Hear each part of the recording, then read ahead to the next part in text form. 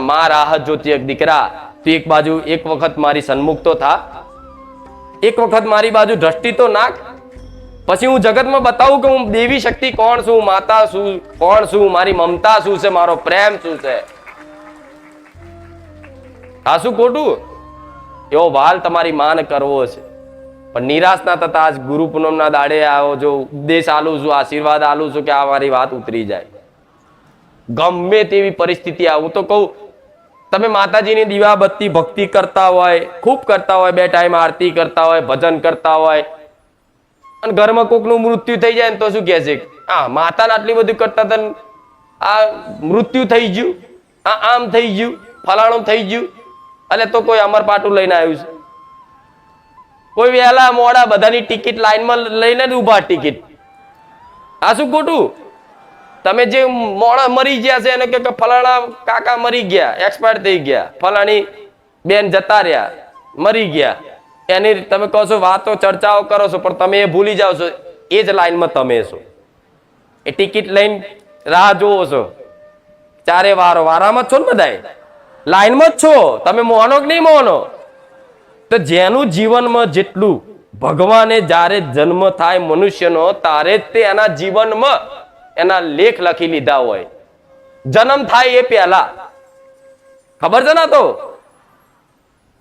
તો વિચારો, એ લેખ ભગવાને લખ્યા હોય ધરતી પર, એ લેખમાં શું હોય એ તમને કહું, થોડી માહિતી ટૂંકામાં આપું કે એ લેખમાં તમારા કેટલું આ ધરતી પર સુખ દુઃખ ભોગવવાનું છે, તમારા જીવનમાં કઈ કઈ ઘટનાઓ બનશે, કેવા કેવા દુઃખ આવશે, કેવું કેવું સુખ આવશે, એ બધું જ જ્યારે મનુષ્યનો જન્મ થાય ત્યારે જ એ નિર્ધારિત થઈ જાય છે કે આના આટલા સમય સુધી દુઃખ દરિદ્રતા ગરીબી વેઠવી પડશે, કોઈના આટલા વર્ષ સુધી એના રોગ વેઠવો પડશે, કોઈ તકલીફ વેઠવી પડશે, આટલા સમયગાળા પછી એનો કદાચ પગ ભાગી જશે, બધું જ ઘટના બધી જ લખેલી છે. એને શું કહેવાય?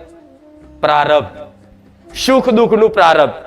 હવે વિચારો, જન્મ પહેલા તમારું કદાચ લેખ લખાઈ જતા હોય કે ધરતી પર તમે જન્મ લેશો એ પછી તમે શું સુખ દુઃખ ભોગવશો. જો તમારે સુખ ભોગવવાનું કદાચ ભગવાને લેખમાં લખેલું હોય ને તો ભગવાન તમને પૈસા વાળાને ઘેર જ જન્મ આલે. સૌ કે તમારું લખ્યું હતું સુખ, એનો હિસાબ ભગવાન જન્મો જન્મનો કરે છે. જન્મો જન્મનો. એ જન્મો જન્મના ગયા જન્મનો માનો છો? માનો છો ને? કાલ્પનિક વાતો નહીં, સત્ય ઘટનાઓ છે. અને એવું આ કઈક જગ્યાએ અનુભવ સાંભળ્યા છે, ફલાણા ભાઈ મરી ગયા હતા ને ફરી એમનો જન્મ થયો ને એમણે નામ આલ્યું ને જગ્યા બતાવી ને બધું અત્યારે છે. અને વેદો શાસ્ત્રો પુરાણો બધું આ કહે છે આ વાત ને. ગરુડ પુરાણ, કોઈ પણ પુરાણ વાંચો, આના માનસ દરેક કે પૂર્વ જન્મ, ગયો જન્મ કે છે ને બધું. તો જન્મો જન્મ સુધી જે બી તમે ભજન ભક્તિ કર્યું હશે, સાંભળજો, જન્મો જન્મ થી તમે માં કર્યો છે, રામ રામ કર્યો છે, કૃષ્ણ કૃષ્ણ કર્યો છે, એ ભજન ક્યારે નષ્ટ થતું?